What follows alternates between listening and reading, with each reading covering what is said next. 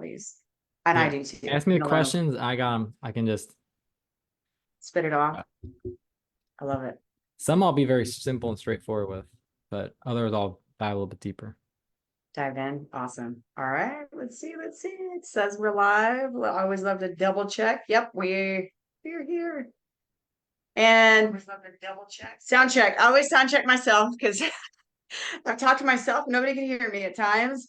All right, you guys, we're live. We're here. I know it's always a little bit delay, so some people will be hopping on shortly as we are getting started.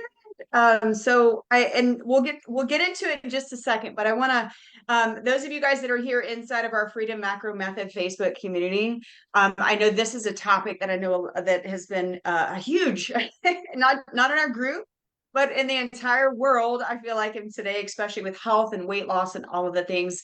And I know I've gotten a lot of amazing feedback from a lot of you guys that wanted to know more. Some of you are on these GLP-1 product shots, all the things that Brian is going to educate us all, including myself, on today. And some of you guys are not. Some of you guys are curious about it, and some of you are, okay, I'm on it, but what the heck am I supposed to do besides just take a shot, right? And so that's what you're gonna hear it all from Brian today. And good morning, Suzanne. I see some people hopping on. As you are hopping on, you guys do us a favor and just say hi. Let us know that we're here. Um, and if you are watching on replay, drop replay below. And if you have questions, drop them in the comments. If we get to them on here, great. If not, we'll get them answered. But before I turn it over to Brian, you guys, Brian is also a health coach, and he also is a pharmacist, and he's got so much knowledge wrapped around the GLP-1s. And so we connected in the health coaching world. And so I'm going to start by just going right into the first question. Or Brian, you can start off by sharing about you, and then I would love to start the first question of why are so many people dropping so much weight on these shots? So I'm going to Yeah. turn it over to you and go from there. Thank you for having me, Angela. It's really great to be here. And I really look up to you, inspire to you and everything you've done. So really, it's part of been inspirational in my journey as a health coach. Just to back up a minute, I've been a pharmacist now for, wow, 12 years, which is crazy to think about. But yeah, I started this journey as a health coach about 5 years ago when I just saw people were not really in the hospital. They were not getting any better. They were always sicker, seeing the same people over and over again. And that really just inspired me to really learn how I can help people and prevent them from getting to that place in the first place. Because I kid you not, one of the most common questions I would ask people is like, hey, what else can I get for you right now? And they would tell me a new body. And that was like one of the serious but kind of kidding answers they would tell me, aside from like food and water and a warm blanket. They would ask for a new body. I'm like, wow. So really powerful. I need to learn how to help people prevent and heal themselves. And so that's what got me to the health coaching world. And here I am. And I'm really happy to be here. And you asked a question. It was, why do people lose weight so fast on these medications? That was the first question, right? And it's Yes. simply because they just blunt your appetite. Like, so they will take a person who maybe you guys have heard of food noise. Anybody ever like heard of food noise? The term, like constantly thinking about food, thoughts about food. Like I just can't shut my brain off about food. So one of the things that it does is it just shuts that down. It suppresses your appetite. When you get to the physical level of your body, it just slows down your stomach emptying the contents. So if you're eating food, it's got to keep moving through the system for you to keep putting food into the system. And once you hit that full point, like your stomach has sensors on it and it's saying, hey, I've had enough. But you maybe have heard like that takes like 15 minutes for your brain to kind of catch up to your stomach. And then like you keep overeating and overeating and you're like, oh, like now all of a sudden I'm really stuffed, right? Well, this kind of speeds that process up. So it makes it so that you are not going to be able to put as much into the system. You get fuller quicker because it literally slows the food down into your stomach. And so when you just decrease calorie intake, you lose weight. But obviously there's a really important caveat there is like, what kind of calories are you decreasing, right? So, and there's ways to get around this too, because there are very hyper palatable foods that don't fill you up, foods that are high in dopamine responses, like processed foods, to name a few, that just really, really high calories that may, if you're like, well, I'm not losing weight on these things, it's because you possibly are still eating too many calories and you're just not doing it in a way that like, because those foods don't fill you up anyway. So this medication doesn't work miracles in the sense of like it preventing you from eating processed foods. It might just decrease those cravings for those processed foods.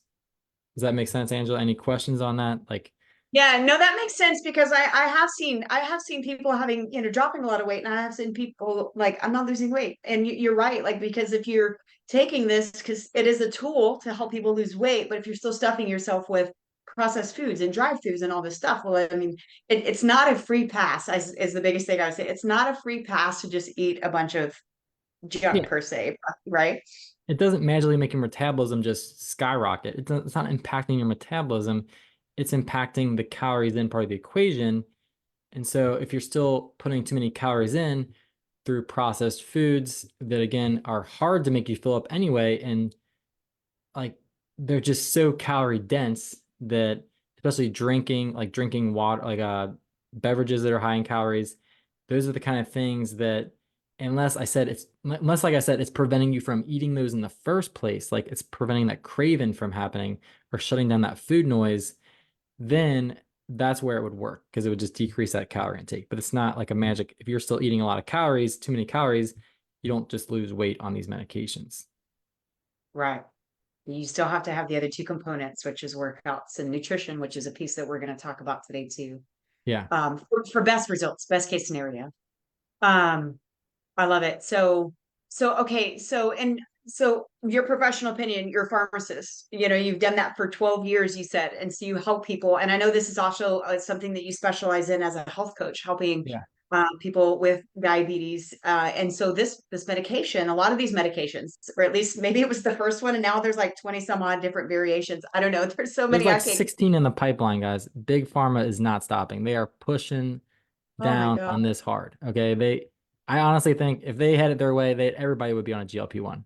They want everybody to be on these Money things. to them, right? I, They're making billions, yeah, because trillions from it. they're looking for other indications too, like alcoholism, like anything, you name it. There's like actually studies that show it decreases like addictive behaviors. So just watch out, right? Like it's coming.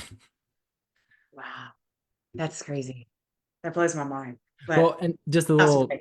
side note on that, it's because it can impact dopamine levels in your brain. So, or the dopamine response in your brain. Again, that's why it can help with food cravings, food noise, because it can blunt your body's ability to like respond to dopamine as much, which then could lead to the side effect of like feeling a little bit down and depressed.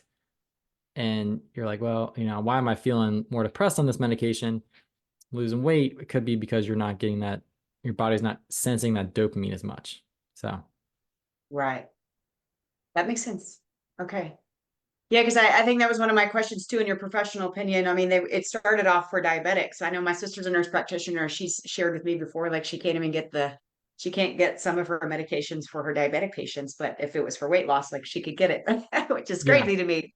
Yeah. But for just specifically for weight loss, like what is your professional opinion? Is it a good tool? Is it, case to case scenario? Is like I'd love Yeah, to just case when used appropriately and with under the proper guidance, it's a good tool. Especially for like those people that really struggle with like food cravings, food noise, maybe their environment is just not set up appropriately.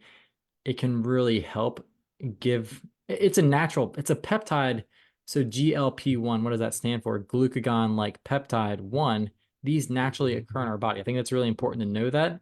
Just like you may have heard diabetes patients are put on insulin, this is a peptide that's already in our body. They're just synthesizing it to there's just a bunch of different forms of it that they're making with a little bit different responses and different doses, and everything kind of varies on that sense, but it's still something that is more naturally occurring in our body in a sense. And so yeah, to answer your question, it's a good tool when used appropriately under the right guidance, and you can help avoid the side effects, and you have an exit strategy. I know we'll get to that later, an exit strategy on these, because I don't think they're necessarily a good long-term solutions. Unless someone really wants to be on them for the rest of their life, they can be a good tool to bridge that gap. Just like I can use the example of someone who's so depressed. We know exercise boosts your mood, right? We know it's good for depression, anxiety. there was a whole study that just came out that showed the impact of 25 minutes a week resistance training was twice the effect of the best antidepressant. So just wrap your head around that for a second. Like 50 minutes a week can is better of an impact than taking one of the best antidepressants. And even that is so individualized because each person does not respond to the antidepressant at the same degree. And but what if you can't get someone to even go to the gym? You just need to like get their mood boosted enough to get them to work out and to get that. Sorry, my daughter is screaming in the background, so I'm feeling I cannot distracted hear her. I cannot just hear at all. because I'm just hearing like screaming in the background. So I'm trying to like maybe I should put my headphones on, but does that make sense, Angela? Like how it can like an antidepressant is getting someone over that hump to get to the gym to then boost their mood, reduce their anxiety. That's the same Yeah. way these things can be like not losing weight. I'm just constantly eating calories. It's going to initially, most likely, it's going to decrease someone's calorie intake right from the beginning because they're going to eat less, and it's going to help in that sense. But let's get into what are some of the things. What was your next question? Let's get into some of the things you need to do. Yeah, let's you already talked, the next question was side effects, but I think you've already hit a little bit on that. I'd like to dive into like what is your biggest recommendation for people to do while on them so they don't lose muscle? Because one side effect of not eating enough and doing all the other thing is losing Yeah. muscle, which is huge.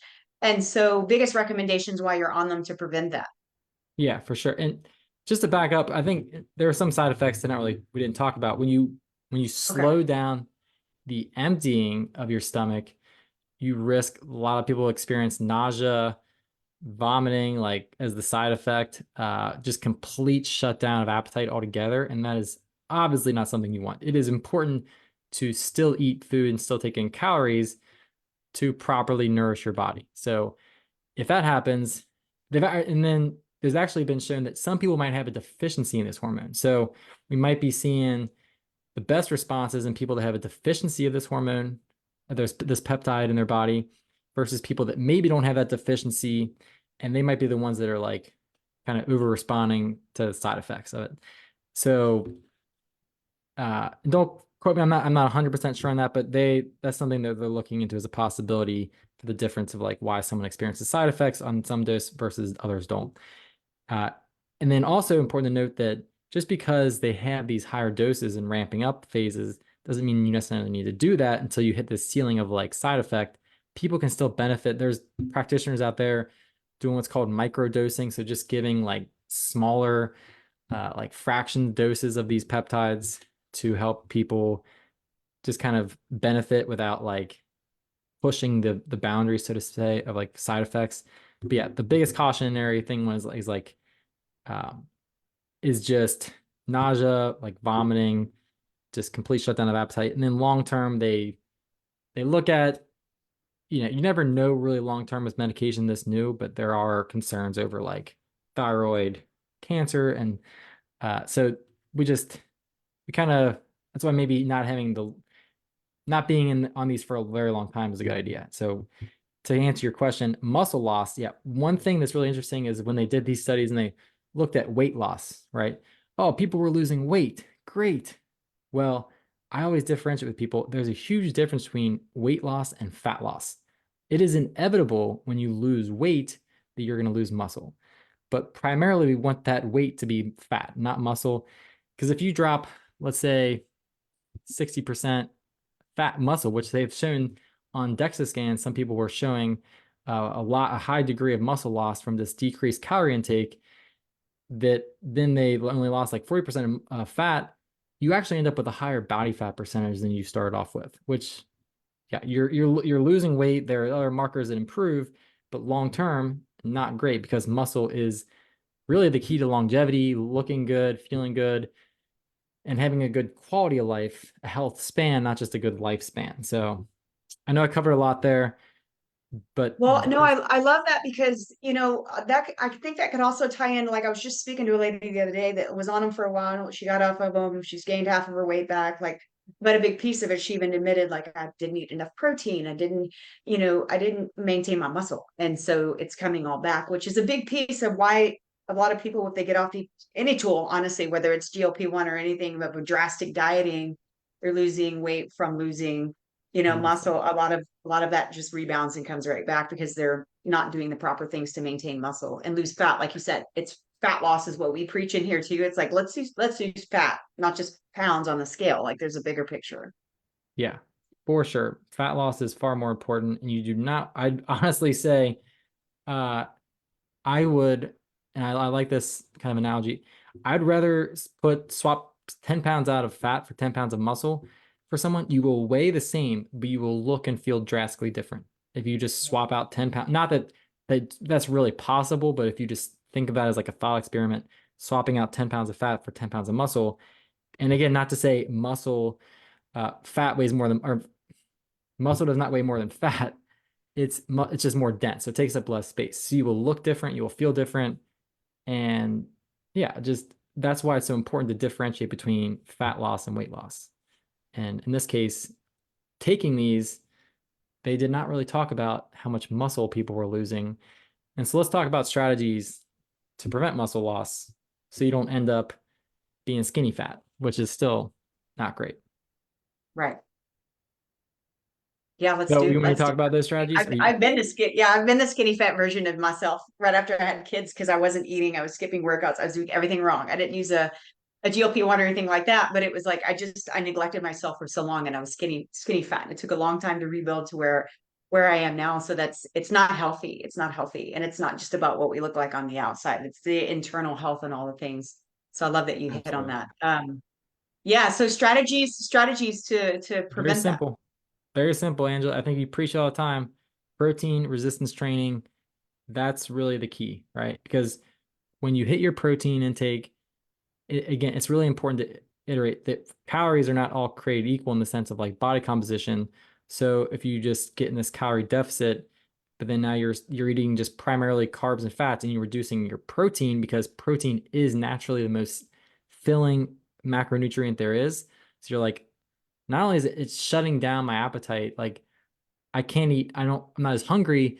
So then instead of eating the full like chicken breast, I'm eating just half a chicken breast. So it's reducing the wrong macronutrient intake. If it's taking down your protein intake, that's the wrong thing.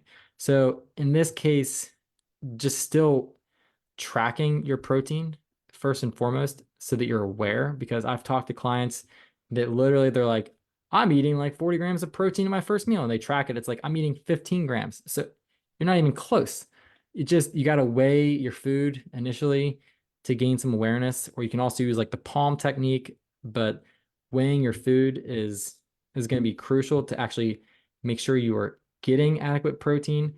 So I like to target like a gram I like target body weight is I think the general, is that what you recommend? Yeah. Like a Usually gram per about one target body pound weight. per body weight or a little less if Yeah. they're depending on the person. And Yeah. then what we love to do too is like we'll figure out, like you said, like track a week. Anybody that's listening right now and you're like, I have no idea how much protein, then track 1 week first before you even shoot for goals, just for awareness. Like he said, where you're at and then inch your way up. Because yeah, protein is so key. It's the first one that we try to master. Yeah. Without awareness, there's no action. So like Angie Yeah. said, do it for awareness, track it for a week, use one of her tools that she recommends. I'm not particular in any specific tool, but just having that awareness is key.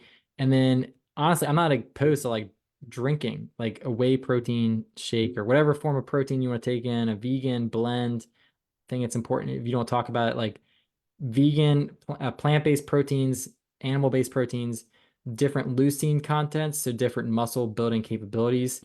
So you need to get more plant protein to equate to to animal-based protein to get that same muscle turn on building effect. Um, and so that, yeah, drinking a protein shake is probably gonna is gonna be a good way to like, it's a little good insurance for hitting your protein goals because it's hard for anybody to eat that much protein, let alone if you're on a GLP-1 and your appetite's blunted anyway, you're gonna need to break down these meals and eat a little more frequently, most likely. Um, so and then resistance training, the other part of this, you gotta send your body your muscles the signal to adapt and and uh and then like stick around. Like you want to be putting that input into your muscles to say to your brain, like, hey, this tissue is important, because muscle is the most, but other than your brain, it demands a lot of energy. So if your calorie intake drastically reduces, our bodies, they evolve to not just wither away into nothing. Like, so our body's going to start paring down muscle, which means getting rid of it. And you're going to, like, to conserve energy. So you have to be putting in that signal to say, hey, I'm still using this tissue. And then you pair that with the protein. I'm getting enough nutrients to support this tissue, keep this around. Again, you're not going to keep 100% of your muscle. Expecting zero muscle loss is not realistic. You're going to lose some muscle when you're losing weight, but you want to keep the most around through that resistance training. And again, making sure it crosses off things I'm sure Angela talks about. Make it's systematic, it's right for you, it's progressive, it constantly triggers adaptation. So I'll let you talk about that kind of stuff if you want. Like, I know you're an expert on that as well. So Yeah, absolutely. And we're actually planning a free masterclass in our group next week to talk about the strategies of your strength training and your nutrition training. So, or perfect. not training, you know what I'm saying? Just to kind of piggyback on this. But I love that. And you guys follow Brian. I mean, he's obviously, you guys can hear from him. He knows his stuff. I know, let's see, what we got, a couple more minutes and I know you have to hop off. Exit strategy. We can Yeah, that's end there. important. What does that look like? And this kind of wraps up everything together, because if you go into taking this knowing that I'm not going to be on this forever, okay, this is going to be a tool to help me while I identify those habits that are negatively impacting my health. Maybe it's an addiction, maybe it's food noise, whatever. And then knowing that weight loss will help to reorient your body, so to speak, to its own like hunger hormones. And I think there's evidence you want to be tapering off these medications. Just like if you ramp up, you don't just want to cut cold turkey. You want to talk to your doctor about reducing the dose back down and gradually getting off of it. Because your body, it's a peptide. Your body adjusts to the signals by different receptors in your body. So it's like, hey, it's building up receptors once you give it. So long story short, make sure it gets tapered up, tapered down. Uh, then again, working on those positive habits to building the skills. So you must, in order to achieve an outcome, you must get, you must build competence in it. So you must practice that repetition and build that skill that is allows you to have these certain, and you do this through certain practices, like practice working out 4 times a week, and you build this habit up and this skill. And then you also, I think, to really kind of bring this home, we talk about identity a lot. You must become the type of person who sees you doing these types of things. So I am the type of person who prioritizes protein at meals. I'm the type of person who prioritizes sleep, who goes on walks, who works out. Once you start to see yourself as that type of person, those are the habits that stick. James Clear, Atomic Habits, that he's the one that drives that home. I can't take credit for that idea. I mean, it's just it's it's psychology, right? So think about him and what he recommends in terms of those small little atomic changes, those tiny changes, and building up those positive habits, making sure you are are you looking at the laws of behavior change? So anything that you deem as negative in your life. So while you're on this, again, it's a tool to help you to feel more accomplished and make these changes easier. You look at the negative habits that are pushing you further away from your goal. You look at the positive habits that are pushing you closer towards your goal. You say, how can I make the positive ones easier, more attractive? How can I make the negative ones harder, more unattractive to do? And you just gradually implement those changes little by little, and you've built those skills, you build that competence up, you build confidence in yourself, you have that rise in your self-esteem, your self-belief that you can do this. And that's your exit strategy. Going in with the intention to change as a person is the exit strategy. And to say, hey, I'm going to ramp this up, I'm going to ramp it down. You know, maybe you don't hit your time frame, but you talk to your doctor about like obviously it's individualized based on how much weight you have to lose, what your blood sugar is. But I think that's a good way to kind of wrap up the exit strategy. Would you agree, or is there anything you'd like to Yeah, add, no, I Angela? love that. I mean, like go into it like this is not a forever. This isn't something to lean on forever, but like I love that because that's kind of how we coach, and we actually have a challenge going on right now that we did all October. Started off with one habit, and then we stacked it and we stacked it and we stacked it for the month, and doing a challenge in here this week just focused on those things: moving your body, drinking your water, eating your protein, eating your fruits and veggies. Like you've got to change your lifestyle habits while you're on these things. Otherwise, you're always going to be reliant on them mentally. And that's not good for anybody, right? And Yeah. so I love that. Change your mindset, change your habits, move your body, eat your protein while you're on these things. And whenever it is time to taper off, like you're going to taper off, keep your results that you've gotten, which is huge. If you want to keep your results, put keep in the comments, just keep them. I don't know anybody that wants to have a short term, progress, drop weight and then gain it back. I've never had anybody tell me that that's what they want. And so get ahead of the game, work hard while you're on them and using it as a tool. And I mean, sky really is the limit, and then taper off. And I love that. Awesome exit strategy. Yeah. I love that so Thanks, much. Angela. It's great Yeah. to be here, and really, honestly, yeah, I love what you're doing. So keep up the great work. Really appreciate and very honored to have been in your group. And thank you all for letting me for join and talk about this topic. Yeah, you guys give him some love in the comments. I'm gonna tag him in this afterwards too. You guys go follow him, go support him, and listen. Like, yeah, we're all health coaches. There's abundance of you women in here that need help. So if something resonated with you that he said today, you're like, I'd love, maybe he's someone that can help me. Awesome. Go reach out to him. Like again, he's a coach that can help you with all the things, that also have the knowledge on these as well too. So thank you, Brian, so much for coming Yeah. on here today, taking your time. Thank you very much. And I appreciate you, and I'll let you get back to the rest of your day. All right. Thanks, Angela. Talk to you All later. right. Thank you, Brian.